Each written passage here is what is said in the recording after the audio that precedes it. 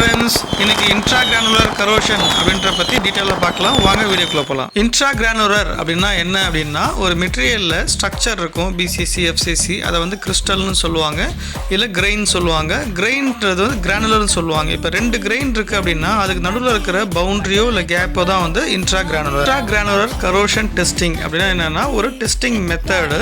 So இன்ட்ராகிரானுலர் வந்து ஒரு மெட்டீரியலில் அஃபெக்ட் ஆயிருக்கா இல்லையா அப்படின்றது, கரோஷனோட சசப்டபிலிட்டி இருக்கா இல்லையான்னு நம்ம செக் பண்ண போகிறோம். அதாவது கிரெயின் பவுண்டரிஸை குரோமியம் கார்பைடு, அதாவது குரோமியம் ப்ளஸ் கார்பன் சேரும்போது குரோமியம் கார்பைடு ஆகும்.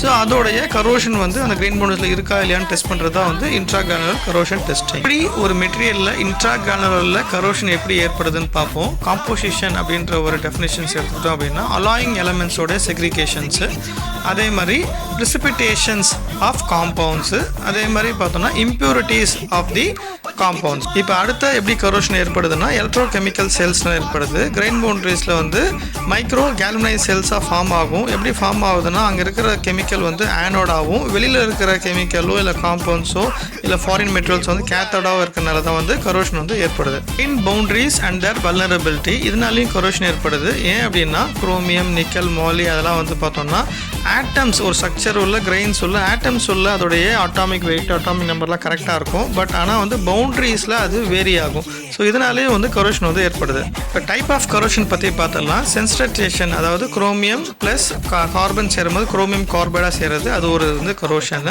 அதே மாதிரி வெல்டு டீகே, அதாவது ஹீட் இன்புட் அதிகமாகும் போது ஹீட் அஃபெக்டட் ஜோனில் micro structure and chemical compounds வந்து வெரி ஆகும்போது வர கரோஷன்ஸு.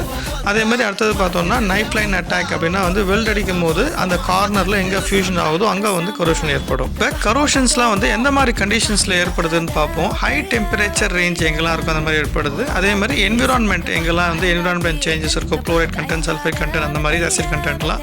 அடுத்தது வந்து பார்த்தோன்னா வெல்டிங்ஸ், அதில் heat input, heat affected zone அந்த மாதிரி ஏற்படுது. கரோஷன் ஆகாமல் எப்படி தடுக்கிறது அப்படின்னு பார்த்தோம்னா, ஸ்டெபிளைஸ் கிரேட், அதாவது குரோமியமும் கார்பன் சேரும்போது குரோமியம் கார்பைடாக மாறுது. இப்போ தடுக்கிறதுக்கு டைட்டானியமும் நியோபியமும் வந்து சேர்க்கணும். இப்போ அதே மாதிரி வெல்டு பேராமீட்டர்ஸ் வந்து ப்ராப்பராக அடித்தோம் அப்படின்னா நம்ம கரோஷன் வராமல் தடுக்கலாம். அதே மாதிரி போஸ்ட் வெல்ட் ஹீட் ட்ரீட்மெண்ட் ப்ராப்பராக பண்ணணும். ஹீட் ட்ரீட்மெண்ட் ப்ராப்பராக பண்ணனாலும் நம்ம வந்து இந்த குரோமியம் ப்ரெசிபிடேட்ஸ்லாம் வந்து ஆகாமல் நம்ம தடுத்துக்கலாம். அதே மாதிரி கண்ட்ரோல் என்விரான்மெண்ட் தகுந்த மாதிரி நம்ம மெட்டீரியல்ஸ் சூஸ் பண்ணோம் அப்படின்னாலும் இந்த மாதிரி கரோஷன் ஆகாமல் வந்து அவாய்ட் பண்ணலாம். இப்போ இந்த ஐஜிசி டெஸ்ட்டை வந்து நம்ம மெத்தடை வந்து கண்டுபிடிக்கிறதுக்கு நிறைய ஸ்டாண்டர்ட்ஸ் இருக்குது. ASTM A262, ASTM G28, ASTM G48, அதில் நிறைய மெத்தட்ஸ் இருக்குது. இன்ஸ்டாகிராம் பற்றி பார்ட் 1 வீடியோ இதோட முடியுது. நன்றி. நம்ம நெக்ஸ்ட் ப்ரெசன்ஸில் மீட் பண்ணலாம்.